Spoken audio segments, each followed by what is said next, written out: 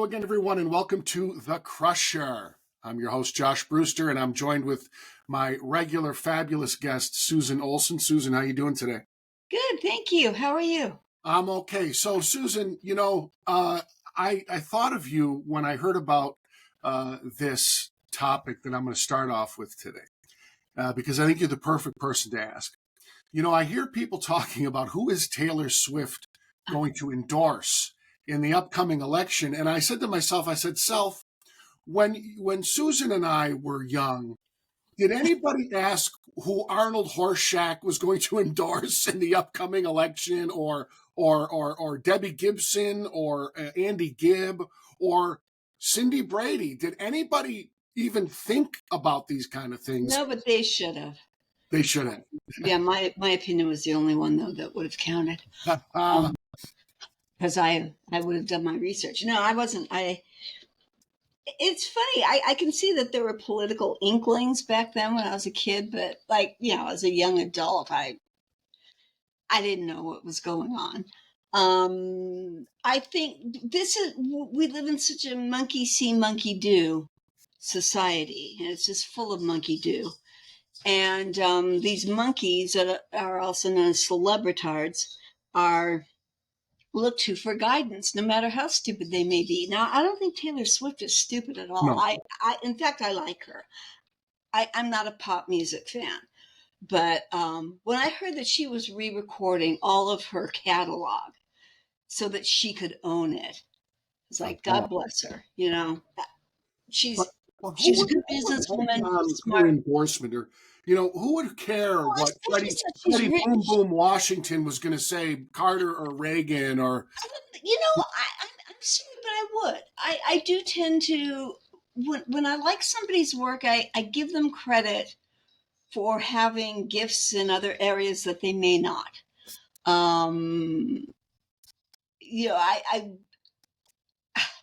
I have in recent years been completely crushed that all of my heroes are political retards.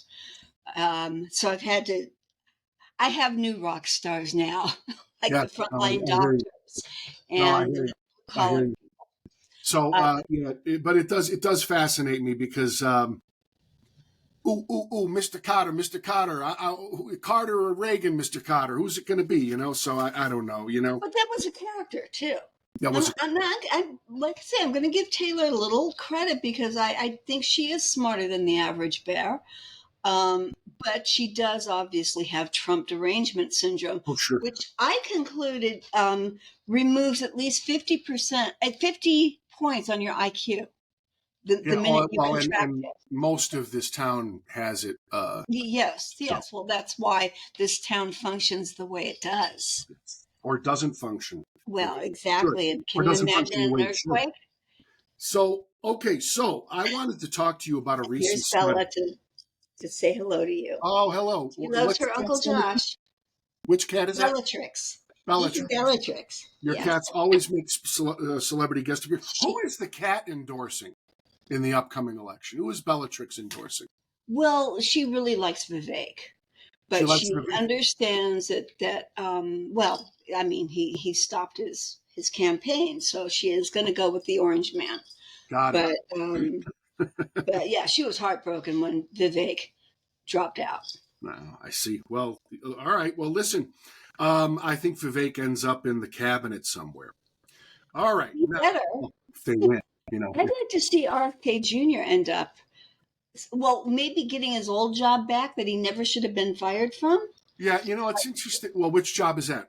Well, he was specifically a vaccine advisor. Let's hope we don't need that again. But some kind of a health advisor, maybe something to do with checks and balances with the pharmaceutical companies, because they have become now a political force, which never should have happened. Well, speaking of RFK, I don't know if when you were in school, when I was in school, and this is a serious point, they told us, it's interesting, they told us that his father had been assassinated, but they never wanted to talk about why. And they never wanted to talk about who Sirhan Sirhan was and that he was a Palestinian, and he did this because of Robert RFK's support for Israel. They never wanted to talk about that. And I would be interested because, RFK Jr. knows full well that Israel has the right to defend itself, and he's been very clear about that. Mm-hmm. But he certainly would remember why his father was assassinated. And for a modern day example, it reminds me of people who are like, liberal folks who are appalled, of course, like everybody is, that Salman Rushdie was stabbed in the eye at Chautauqua, but they don't want to talk about why. No, they refuse to talk about why. And I think this was a part of the indoctrination that goes on in colleges. Yeah. You talk to anybody on the left, and there is a knee-jerk, immediate response to defend Islam. I'm very concerned. Framed.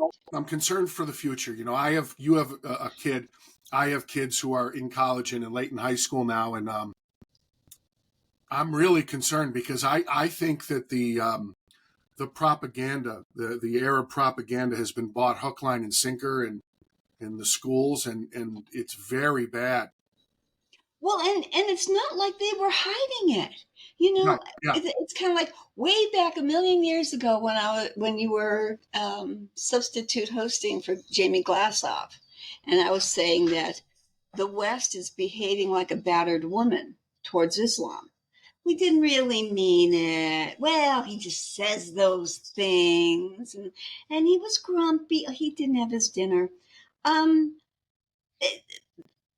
The Frankfurt School came to this country, and instead of being grateful for being able to get away from the Nazis, they immediately set up their plans for how to destroy the country. Yep. And all of the West. And their plan was to infiltrate education and entertainment. Oh, and go ahead. We'll finish your thought. Well, so I mean, it's been known. Education, and of course today, if you say, yeah, it's communism, you might as well be Archie Bunker going, those damn pinkos. They laugh at you. Yeah, they laugh at you. Yeah, but that's exactly what it is. It's a neo-Marxist long march through the institutions, and people don't get it. They just don't get it. They know something's wrong, but they don't get it as the hardcore leftism that it is. And and since the collectivist mind when you say Islam, they hear Muslims. And it's very hard. In fact, for me, in the beginning, it was kind of hard for me to understand how you can have a problem with Islam, but no problem with Muslims. Because the two are very, very different. Most Muslims in the West are not practicing Islam the way it was written. Yeah, no, and the problem is a lot of the levers of power in the Arab world are controlled by radical Islamists. And that this thing that happened in Gaza or in Israel, courtesy Hamas, this was right before Saudi Arabia, of all countries, would have been willing to normalize relations with the Jewish state. So this is a total undermining of everything Western, and it's an undermining of everything that should be normal. So we've talked about it. It's insane. Well, it's good and evil. I hate to be that simplistic. What's that? What? I hate to be so simplistic, but it's good and evil. And the fact that there are mostly people that went to college and got their brains twisted, because it takes good 4 years to manipulate your logic that badly. They accuse Israel of genocide. Oh, but please. When the Palestinians have a doctrine, have an ideology that demands the extermination of all Jews. Yeah, no, look, RFK Jr., we started with RFK Jr. He said recently, somebody went up to him and asked him about the genocide. He said, there were roughly 750,000 Palestinians at the time of the War of Independence. Now there's something like 7 million. He goes, where was the genocide? And again, it only took, Susan, it only takes like a month after October 7th for people to twist the whole thing around and forget that babies were set on fire, women were raped and dragged through the streets, people were beheaded, and there's still 200 hostages. One of them or 136 hostages. One of them was a 9-month-old baby. And somehow, from 7,000 miles, people are pointing their finger at Israel. It only took like a month. I mean, Some people are doing it immediately just because Muslims and Palestinians, they're brown. And yeah, no, it's Israelis are insane. white. No, I know. It's it's funny you said good and evil. It's not as simple as that. It's put it this way, Susan. It is as simple and as complicated as that. Well, You know what I true. mean? And all these people, I mean, people that I like. Like, there are some lefties that have podcasts, and I love them. Jimmy Dore is one of them. This guy is just slack jawed, knuckle dragging stupid when it comes to Israel and Palestine because he's stupid about Islam. I mean, these people don't believe that these atrocities happen. It's like, why wouldn't they happen? This is what their prophet would do and did do and would applaud. And I this mean, you have to take that into account. I'm not trying to disparage somebody's religion, but this there are is some the things that this are is worth hating. the reading. This is the reading of Islam that the Muslim Brotherhood has always taken. And I told you, Susan, months ago, the only benefit of all this insanity is that people are now coming to understand what from the river to the sea means. I'll give you another example. The UN, which to me, let's see, Useless nits. put them all on a barge and push it off into the sea. Make the UN Turn the building into housing. make the UN building in New York into apartments for our veterans. The first floor is mental health, healthcare, and vocational services. You take the barge of everybody in the UN and you just push it out to sea. And if any of these countries want to rescue them, let them rescue them. Look, Israel has said for a long time that the UNRWA and the UN itself is so wrong about everything, and now they find out that, like, I don't know, 10 to 20% or whatever of the UN workers in Gaza are supporting Hamas, and they found like a dozen of them who are aiding and abetting the actual massacre itself. These are the UN people. And Israel says this for decades. They said this, Susan. Decades. Everybody Okay, says, "Oh, it's just Israel. We hate Israel. Who cares?" the Organization of Islamic Conference that changed their name to the Organization of Islamic Cooperation, and you can bet they're not talking about them cooperating. Um, they are the biggest voting bloc in the UN. It's all Islamic states, Yeah, and they hate Israel, yeah. and so the UN hates Israel. Yeah, oh, no, you have seven. You have not even. I think it's like not even 1/3 of 1% of the world's population, and over 50% of all the resolutions that the UN drafts are we hate Israel, and you know, One teeny tiny postage stamp sized parcel of land with makes zero oil, vast. with zero oil, Yeah. with 0% of the oil. So okay, well, we're kind of on the theme of elite opinion, so I want to change gears here. I want to change gears because I want to talk about elite opinion. There's a recent survey from the Committee to Unleash Prosperity. Their methodology is this. I'll make a long story short. Elites are defined as those having a postgraduate degree, a household income of more than $150,000 annually, and living in a zip code with more than 10,000 people per square mile. Approximately 1% of the total U.S. population meets these criteria. So we're going to go through some of the findings. Personal finances. Only 20% of all Americans believe their finances are getting better now.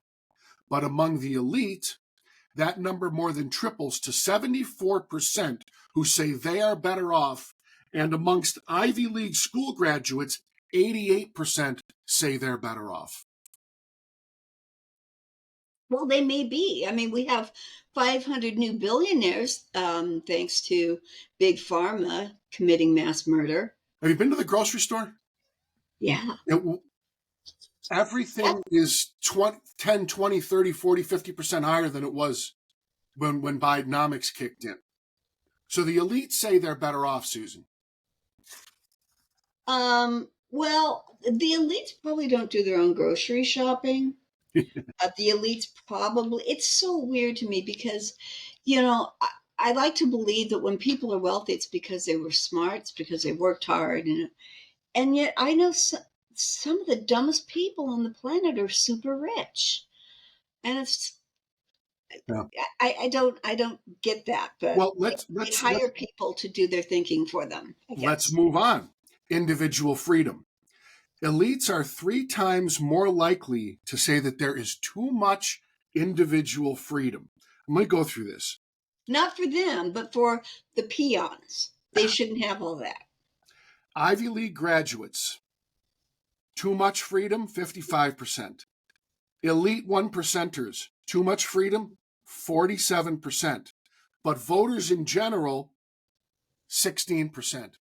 So elitists think we have too much freedom, Susan.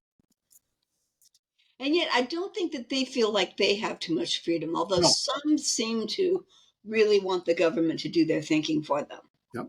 Okay. Well, listen, Susan, I don't know what is powering your life, but this is an interesting one. Rationing. Okay. Socialism for thee, not for me, right? Yeah, right. Well, listen to this one. Climate change is clearly an obsession of the very rich and highly educated. An astonishing 70% of the elites, including nearly 90% of the elites who graduated from the top institutions, favor rationing energy, gas, and meat to combat climate change. Amongst all Americans, 63% oppose that idea. Rationing. Well, regular people Regular humans. far superior to elites. Do you think that the rationing is gonna happen in Bel Air or Beverly Hills, or do you think it's gonna happen in the Valley? Well, I mean, as we saw during the Summer of Love, there was that journalist, honey.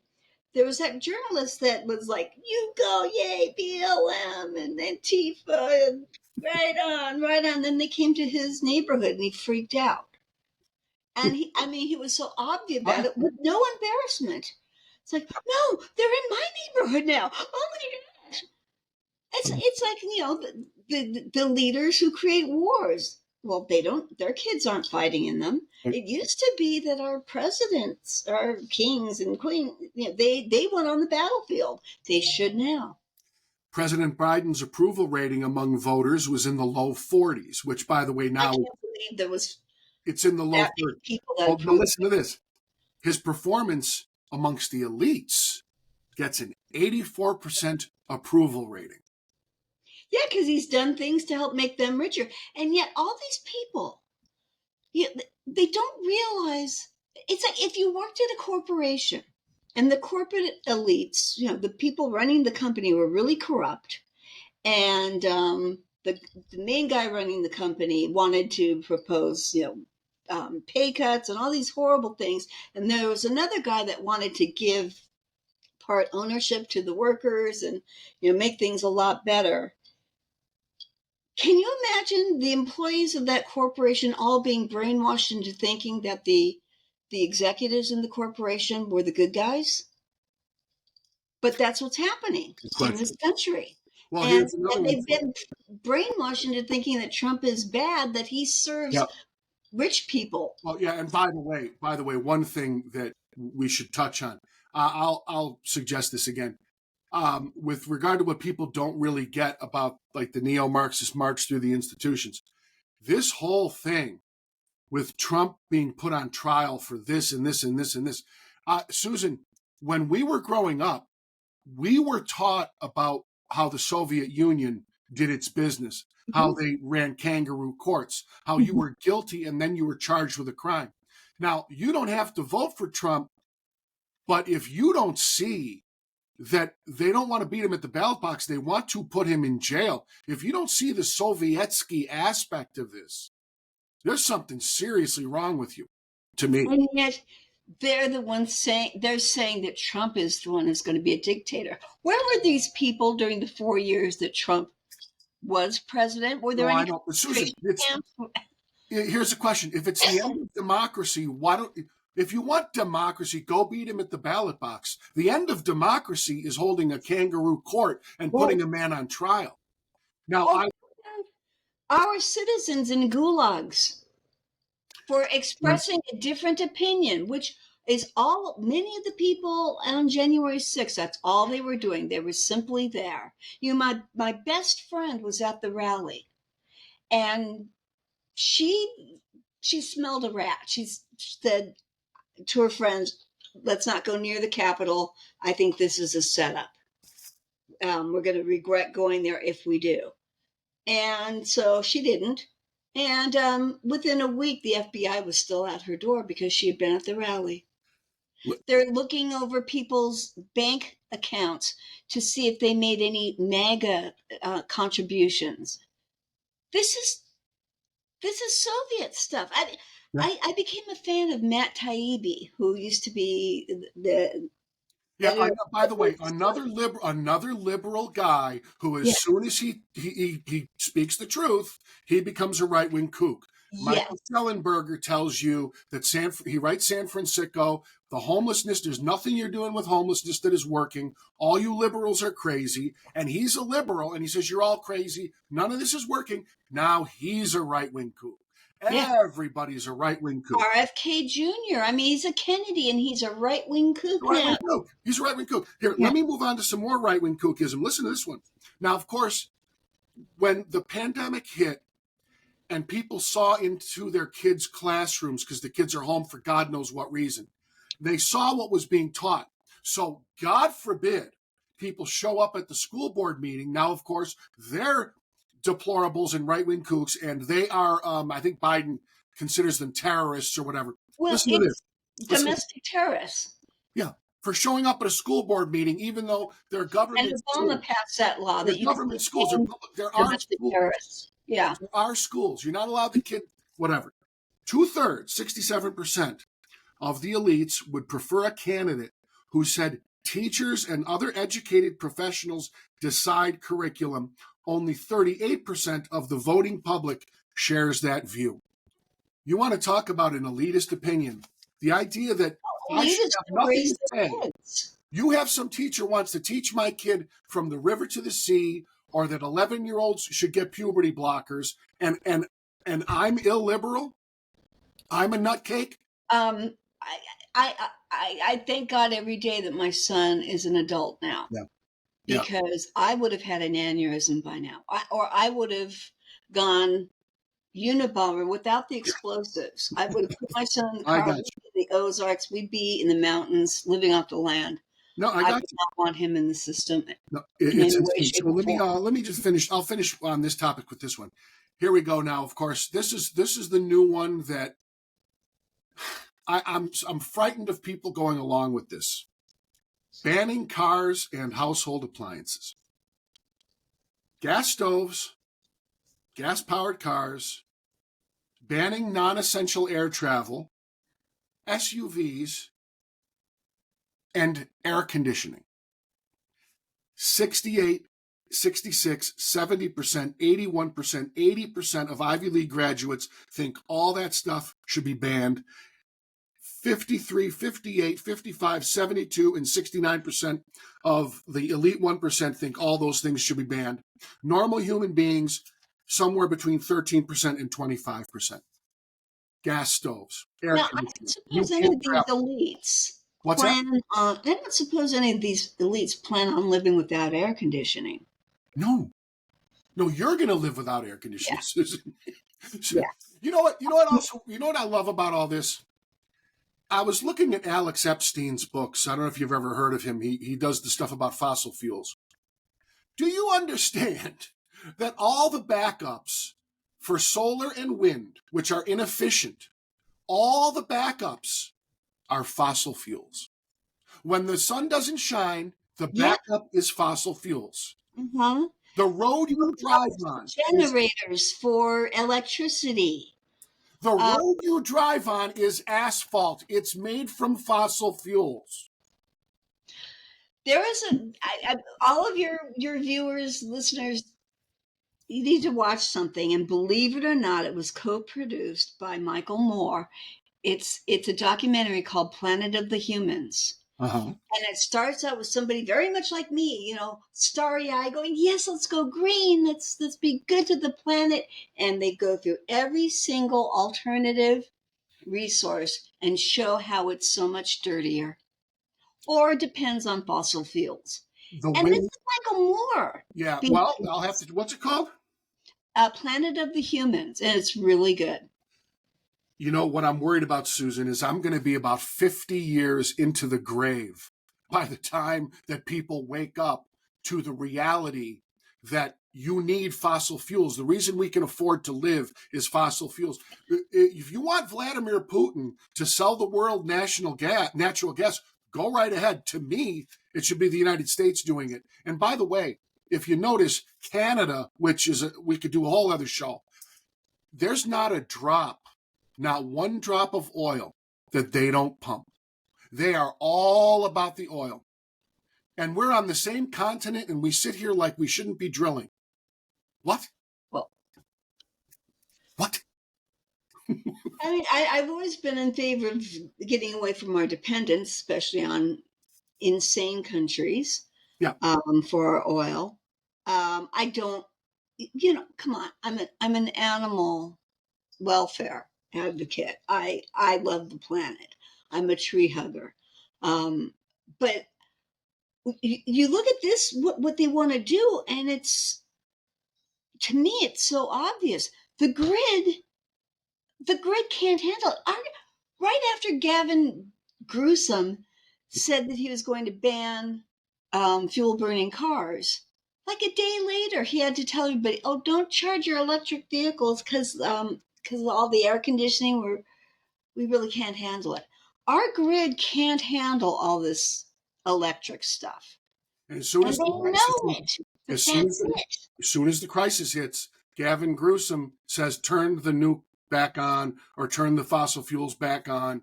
Now, speaking of Gavin Gruesome, we're I going don't to. know because I think he's in on it. The goal is to destroy everything. Yeah, This no, is it's to destroy. forced Look, it's to destroy policy. capitalism, Susan. Susan, Yeah, destroying capitalism is the goal. Look, and destroying the country. listen. I That will love be the environment. I'll be a tree hugger. I love animals. That has nothing to do with me not wanting to beg OPEC when we are on the same continent as Mexico and Canada, which are two countries from which we buy oil. The last president, love him or hate him, he had us energy independent, and the That's first thing right. Biden did was come in and undo whatever he'd done. Yeah. And we're not going to get into the border today, but this is now completely back. That would take a week. Okay, we're going to get into this. We're going to finish with this. Okay, I'm getting nuts here. We're going to finish with this. Veteran police officers in New York City fumed to the New York Post Saturday that District Attorney Alvin Bragg made a mockery of the entire justice system by letting 5 illegals, the media calls them migrants. I go with illegals, okay? The correct term really is criminal aliens. Criminal aliens Yes. walk away after they were arraigned Wednesday on charges of second-degree assault on a police officer and obstruction of governmental administration in a January 27th beatdown of NYPD, and the cops are all screaming about this. Here now, I'm gonna give you the Gavin Newsom update because you know this is coming. Of those arrested, 7 arrested so far. Of those arrested, 6, all in their early 20s, late teens, have reportedly left for California, where, by the way, they'll get free health care for illegal criminal aliens. And what else? Free college now. Yeah, I mean, you get what you want as long as you can show that you're not an No American bail. citizen. Susan, no bail. There's no bail. They let them go. Well, we have people in prison for taking selfies in the Capitol, but 2 guys have sex in the Senate Oh, yeah. and no charges. There's no crime. No, it's. I mean, And if anybody can't see that there's a 2-tiered system, then and they're it's morons. ideological, by the way. It's not race and class. It's ideological. If you serve the left, you walk without bail. Yeah. If you're perceived to be conservative, you're. But that's like any dictatorship or any Soviet style. We didn't, Susan. We didn't. We're not teaching our kids about what the neo-Marxist march through the institutions is.